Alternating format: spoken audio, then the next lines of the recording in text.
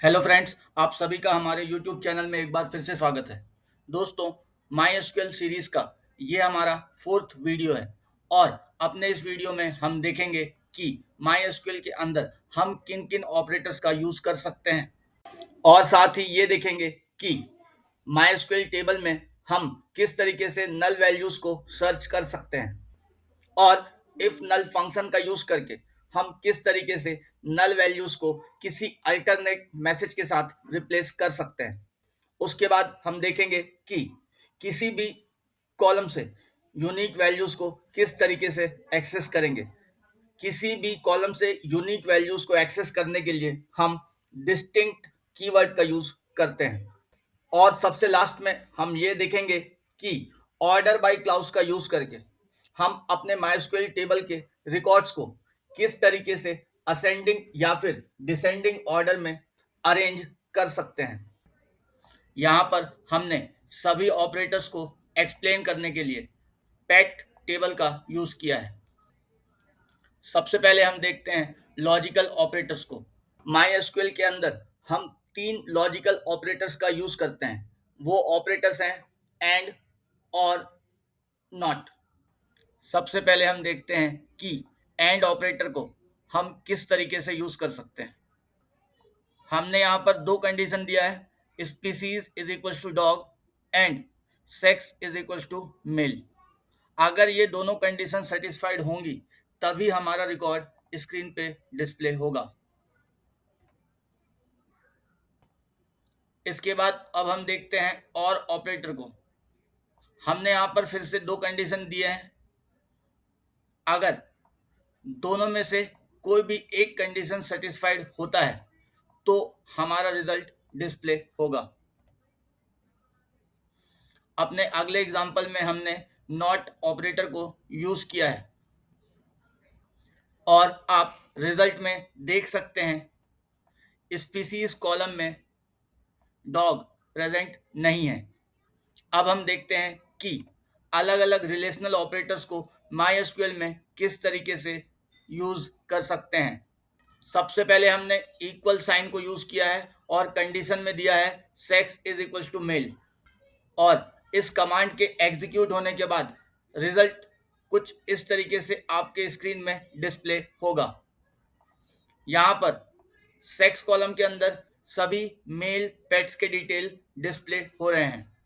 अपने अगले एग्जांपल में हमने नॉट इक्वल टू ऑपरेटर का यूज किया है और जब हम इस कमांड को एग्जीक्यूट करते हैं तो सेक्स कॉलम में सिर्फ फीमेल पेट्स के डिटेल के अकॉर्डिंग हमारा रिजल्ट डिस्प्ले हो रहा है। अपने अगले एग्जांपल में हमने नॉट ऑपरेटर का एक अल्टरनेटिव आपके सामने डिस्प्ले किया है और इसका भी रिजल्ट हमारे प्रीवियस कमांड के रिजल्ट के जैसा ही डिस्प्ले हो रहा है। अपने अगले एग्जांपल में हमने लेस देन साइन का यूज किया है और कंडीशन में दिया है बर्थ इज लेस देन 1995 01-01। इस कमांड के एग्जीक्यूट होने के बाद आपके सामने उन सभी पेट्स के डिटेल्स होंगे जिनका बर्थ 1 जनवरी 1995 के पहले हुआ है। हमारा अगला कमांड भी हमारे पहले वाले कमांड से मैच करता हुआ है, बस हमने अपने इस कमांड में एक एक्स्ट्रा कॉलम बर्थ को ऐड किया है। अपने अगले एग्जांपल में हमने relational operator less than equal to का यूज किया है और हमारे पास वो सभी रिजल्ट डिस्प्ले हो रहे हैं जो इस पर्टिकुलर कंडीशन को सेटिस्फाइड करते हैं।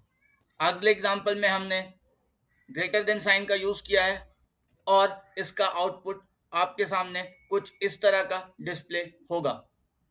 इसके बाद हमने अगले रिलेशनल ऑपरेटर के फॉर्म में greater than equal to sign का यूज किया है और अब आपके सामने उन सभी पेट्स का डिटेल डिस्प्ले हो रहा है जिनका बर्थ 31 अगस्त 1979 के बाद हुआ है। दोस्तों, अब हम देखेंगे कि माई एसक्यूएल के अंदर हम किस तरीके से लाइक ऑपरेटर का यूज कर सकते हैं। दोस्तों, लाइक ऑपरेटर का यूज करके हम कैरेक्टर और किसी पैटर्न को मैच कर सकते हैं। लाइक ऑपरेटर के साथ हम माइस्क्यूएल के अंदर दो वाइल्ड कार्ड कैरेक्टर का यूज करते हैं। हमारा फर्स्ट वाइल्ड कार्ड कैरेक्टर है अंडरस्कोर का साइन। अंडरस्कोर साइन का यूज करके हम टोटल नंबर ऑफ कैरेक्टर्स को मैच कर सकते हैं। और हमारा दूसरा वाइल्ड कार्ड कैरेक्टर है परसेंट सिंबल। परसेंट सिंबल का यूज करके हम किसी सब स्ट्रिंग को मैच कर सकते हैं। यहाँ पर हमने सबसे पहले कमांड लिखा है select name species birth sex from pet where name like. इसके बाद हमने 4 अंडरस्कोर्स का यूज किया है जो हमें ये बताएगा कि हमारे नाम के अंदर एग्जैक्टली 4 कैरेक्टर्स हैं। और अब आप आउटपुट में देख सकते हैं हमारे पास नेम कॉलम में एग्जैक्ट 4 कैरेक्टर्स वाले नाम ही डिस्प्ले हो रहे हैं। अपने अगले एग्जांपल में हमने 5 अंडरस्कोर्स का यूज किया है जो हमें एग्जैक्ट 5 कैरेक्टर्स वाले नेम्स रिटर्न करेगा। अब आउटपुट में हमारे पास 5 कैरेक्टर्स वाले नेम्स के डिटेल डिस्प्ले हो रहे हैं। अपने अगले एग्जांपल में हमने 6 अंडरस्कोर्स का यूज किया है जो हमें एग्जैक्टली 6 कैरेक्टर्स वाले नेम्स रिटर्न करेगा। और आउटपुट में आप देख सकते हैं कि हमारे पास अब नेम फील्ड के अंदर 6 कैरेक्टर्स वाले नेम्स डिस्प्ले हो रहे हैं। दोस्तों अपने अगले एग्जांपल में हमने अंडरस्कोर के साथ परसेंट साइन का यूज किया है। परसेंट साइन का यूज करके हम किसी सब स्ट्रिंग को मैच कर सकते हैं और ये हमें एटलीस्ट 3 कैरेक्टर्स वाले नेम को डिस्प्ले करेगा। अब आउटपुट में आप देख सकते हैं कि हमारे नेम फील्ड में एटलीस्ट 3 कैरेक्टर्स वाले सभी नेम डिस्प्ले हो रहे हैं। अपने अगले कमांड में हमने 4 अंडरस्कोर के साथ परसेंट साइन का यूज किया है और ये हमें एटलीस्ट 4 कैरेक्टर्स वाले नेम डिस्प्ले करेगा। मतलब हमारे प्रीवियस आउटपुट से 3 कैरेक्टर वाला ये नेम जैम रिमूव हो जाएगा और आउटपुट में हमारे पास एटलीस्ट 4 कैरेक्टर्स वाले सभी नेम डिस्प्ले होंगे। दोस्तों अपने अगले कमांड में हम देखेंगे कि हमारे नेम फील्ड में F कैरेक्टर से स्टार्ट होने वाले कितने नाम हैं। जैसा कि आप आउटपुट में देख सकते हैं हमारे नेम फील्ड के अंदर ऐसे 2 नाम थे जो कैरेक्टर F के साथ स्टार्ट हो रहे हैं। अगले कमांड के अंदर हम उन नेम की लिस्ट डिस्प्ले करेंगे जिनमें Y as a last alphabet available है। आउटपुट में आप देख सकते हैं कि हमारे नेम लिस्ट में ऐसे 3 नाम थे जिनके लास्ट में Y as a last alphabet है। अपने अगले कमांड के थ्रू हम नेम फील्ड में ये चेक करेंगे कि हमारे पास ऐसे कितने नेम्स अवेलेबल हैं जहां पर W कोई भी एक सिंगल अल्फ़ाबेट है। आउटपुट में आप देख सकते हैं कि हमारे पास फिर से 3 नाम डिस्प्ले हो रहे हैं जो हमारे कंडीशन के अकॉर्डिंग डिस्प्ले हो रहे हैं। अपने अगले कमांड में हम देखेंगे कि हमारे नेम फील्ड में ऐसा कौन सा नाम है जिसमें 3rd कैरेक्टर I है। आउटपुट में आप देख सकते हैं कि हमारे पास वो सभी नाम डिस्प्ले हो रहे हैं जहां पर I as a 3rd character है। दोस्तों अपने अगले एग्जांपल में हमने ये चेक किया है कि हमारे नेम लिस्ट में ऐसे कितने नाम हैं जिनमें E as a second last alphabet available है। और आउटपुट आपके सामने है। यहाँ पर हमारे पास ऐसे 2 नाम अवेलेबल हैं जिनमें E as a second last alphabet present है। दोस्तों अपने अगले एग्जांपल में हम देखेंगे कि अगर आप MySQL में रेंज ऑफ वैल्यूज के साथ काम करना चाहते हैं तो किस तरीके से बिटवीन और नॉट बिटवीन ऑपरेटर का यूज करेंगे। दोस्तों अपने अगले कमांड में हम ये देखना चाहते हैं कि 1 जनवरी 1995 से लेकर 1 जनवरी 1999 के बीच में किन का बर्थ हुआ है। और आउटपुट में आपके सामने 3 रिकॉर्ड डिस्प्ले हो रहे हैं जो हमारे पर्टिकुलर कंडीशन को सेटिस्फाइड करते हैं। अपने अगले कमांड में हमने एक एक्स्ट्रा कॉलम बर्थ ऐड किया है और हमारा जो कंडीशन है वो हमारा पिछले कमांड की तरह ही है। और अब आपके सामने इसका आउटपुट कुछ इस तरीके से डिस्प्ले हो रहा है। अपने अगले कमांड में हमने नॉट बिटवीन ऑपरेटर का यूज किया है और ये हमारे सामने वो सभी रिजल्ट्स डिस्प्ले करेगा जिन पेट्स का बर्थ 1 जनवरी 1995 से पहले हुआ है या फिर 1 जनवरी 1999 के बाद हुआ है। और आउटपुट में आप देख सकते हैं कि हमारा कंडीशन सेटिस्फाइड होने के बाद इसका रिजल्ट किस तरीके से डिस्प्ले हो रहा है। दोस्तों, अब हम देखेंगे कि हम MySQL में किस तरीके से इन और नॉट इन ऑपरेटर का यूज कर सकते हैं और इन ऑपरेटर का यूज करके किस तरीके से लिस्ट ऑफ वैल्यूज को एक्सेस कर सकते हैं। दोस्तों, इन ऑपरेटर का यूज करके हम अपने कंडीशन में लिस्ट ऑफ वैल्यूज डाल सकते हैं। यहाँ पर हमने कंडीशन में दिया है स्पीसीज इन डॉग, हैमस्टर या फिर स्नैक। इन तीनों से रिलेटेड रिकॉर्ड्स अगर हमारे पेट टेबल में हैं तो वो हमारे स्क्रीन में डिस्प्ले होंगे। अब हम देखते हैं नॉट इन ऑपरेटर को।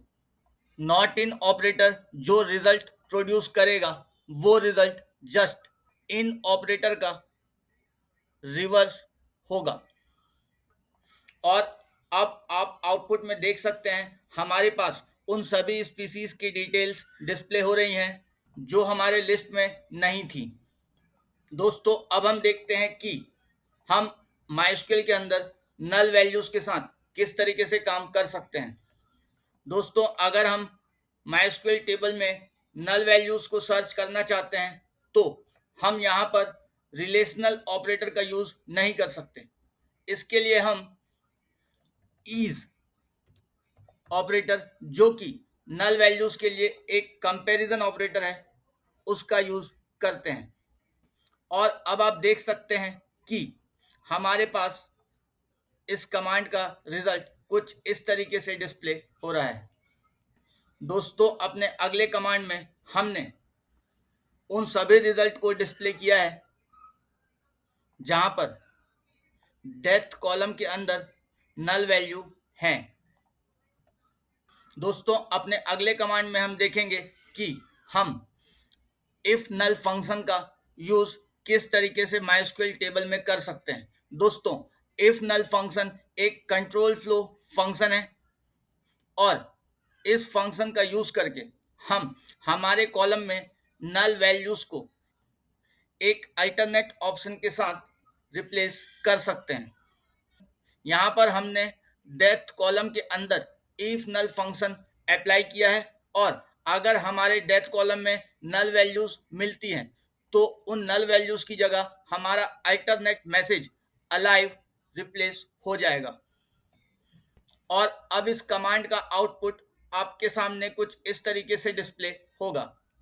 दोस्तों, अपने अगले कमांड में हमने अपने कॉलम का नाम चेंज किया है और इस कमांड को एग्जीक्यूट करने के बाद आप देख सकते हैं कि हमारे पिछले कमांड के एग्जीक्यूट होने के बाद हमारे कॉलम का हेडिंग डिफरेंट था और अभी हमारा कॉलम हेडिंग चेंज हो चुका है। फ्रेंड्स, अब हम देखेंगे कि अगर हम अपने किसी भी कॉलम से यूनिक वैल्यूज को एक्सट्रैक्ट करना चाहते हैं तब हम डिस्टिंक्ट कीवर्ड का किस तरीके से यूज करेंगे।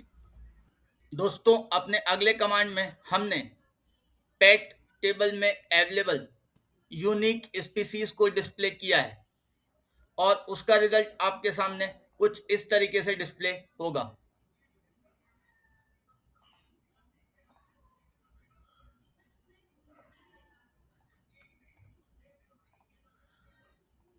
दोस्तों, अगर हम बात करें पेट टेबल में अवेलेबल सेक्स की तो हमारे पेट टेबल में मेल और फीमेल पेट्स के अलावा एक ऐसा पेट भी अवेलेबल था, जिसके लिए हमने सेक्स फील्ड में नल वैल्यू असाइन की थी। दोस्तों अब हम देखते हैं कि हम माइस्क्ल के अंदर ऑर्डर बाय क्लॉज का यूज करके किस तरीके से अपने रिकॉर्ड्स को अरेंज कर सकते हैं। दोस्तों अपने अगले कमांड में हमने ऑर्डर बाय क्लॉज का यूज किया है, और जब हम ऑर्डर बाय क्लॉज का यूज करते हैं तो हमें ऑर्डर बाय क्लॉज के जस्ट बाद एक कॉलम को स्पेसिफाई करना होता है, जिसके थ्रू हम अपने रिकॉर्ड्स को अरेंज करना चाहते हैं। और अब हम देखते हैं कि इसका आउटपुट किस तरीके से डिस्प्ले होगा। दोस्तों अब आप देख सकते हैं कि हमारा टेबल ओनर्स के नेम के अकॉर्डिंग असेंडिंग ऑर्डर में डिस्प्ले हो रहा है। दोस्तों अपने अगले कमांड में हमने ऑर्डर बाय क्लॉज के साथ स्पीसीज कॉलम का यूज करके अपने सभी रिकॉर्ड्स को असेंडिंग ऑर्डर में अरेंज किया है, और इसका आउटपुट कुछ इस तरीके से आपके सामने डिस्प्ले होगा। दोस्तों एक और बात, order by clause by default records को असेंडिंग ऑर्डर में डिस्प्ले करता है, बट अगर हम चाहें तो अपने रिकॉर्ड्स को डिसेंडिंग ऑर्डर में भी डिस्प्ले कर सकते हैं। इसके लिए हमें ऑर्डर बाय क्लॉज के साथ कॉलम का नाम लिखने के बाद DESC कीवर्ड का यूज करना होगा। इस कीवर्ड का यूज करके हम अपने रिकॉर्ड्स को डिसेंडिंग ऑर्डर में अरेंज कर सकते हैं। दोस्तों अपने अगले कमांड में हमने स्पीसीज के अकॉर्डिंग टेबल के सभी रिकॉर्ड्स को डिसेंडिंग ऑर्डर में अरेंज किया है, और इसका आउटपुट आपके सामने डिस्प्ले हो रहा है। दोस्तों अब हम देखते हैं कि हम माइस्क्ल में मल्टीपल कॉलम्स को किस तरीके से अरेंज कर सकते हैं। यहाँ पर हमने कमांड लिखा है select asterisk from pet order by owner, जो कि ओनर कॉलम को असेंडिंग ऑर्डर में अरेंज करेगा, और उसके बाद हमने यूज किया है एक दूसरा कॉलम स्पीसीज, जिसको ये डिसेंडिंग ऑर्डर में डिस्प्ले करेगा। तो आइए देखते हैं इसका आउटपुट किस तरीके से डिस्प्ले होता है। यहाँ पर ओनर हमारे पास असेंडिंग ऑर्डर में डिस्प्ले हो रहा है, और स्पीसीज डिसेंडिंग ऑर्डर में है। बट एक बात जो ध्यान देने वाली है वो ये कि इन दोनों कॉलम में जो भी चेंजेस हुए हैं वो हमें तब समझ में आएंगे जब हमारे पहले कॉलम में वैल्यूज रिपीट हो, जैसा कि ओनर बिन्नी के साथ हो रहा है। स्पीसीज कॉलम में रिकॉर्ड्स डिसेंडिंग ऑर्डर में है, और हेरोल्ड के साथ भी आप इन चेंजेस को देख सकते हैं। दोस्तों उम्मीद है आपको हमारा ये वीडियो पसंद आया होगा। अगर आपको हमारा ये वीडियो पसंद आया है तो प्लीज़ इसे शेयर और लाइक करना ना भूलें। Thanks for watching our video till and.